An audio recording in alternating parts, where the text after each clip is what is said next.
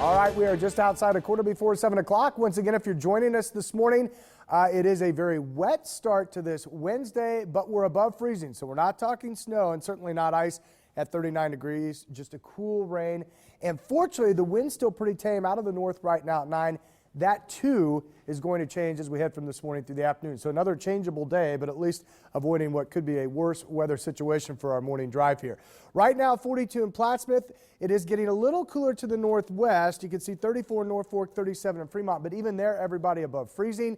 36, the common number, Denison across the highway there to Carroll, and then it actually warms into the mid-40s down to the south. So temperatures, again, warm enough to keep it mainly rain and certainly not ice. And as we check the radar, there's a lot of it coming down. Again, as we go back to the southwest side of the city, 168th right down to Harrison, and then back east across Q&L Street up toward Pacific as you go toward 144th to about 120th.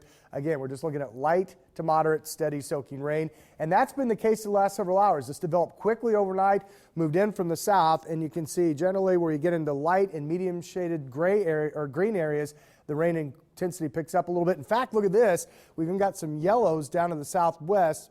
If this looks a little different, I switched modes here. This particular radar mode would actually show if we had any wet snow showing up the northwest. So far, it's just reading this as rain, but a lot of it eastward into western Missouri, on into western and central Iowa. So a soggy start to the day. It's probably going to be like this, I think, all morning and at least through part of the afternoon before this system moves out. In fact, our futurecast will back that up. Steady temps in the upper 30s to near 40 this morning.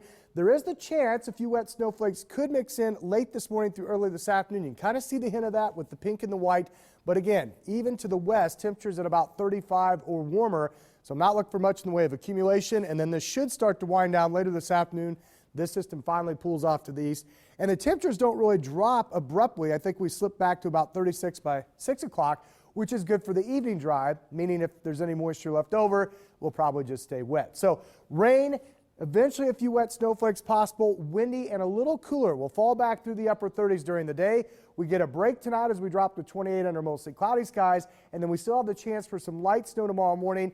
Again, maybe a dusting to an inch, not a ton of accumulation right now, but we'll watch that. Christmas Day looks dry, and then we could see another area of rain and snow move back in Friday night and Saturday. Then that lifts to the north of us. Most of Sunday looks dry, and then all eyes are on Monday.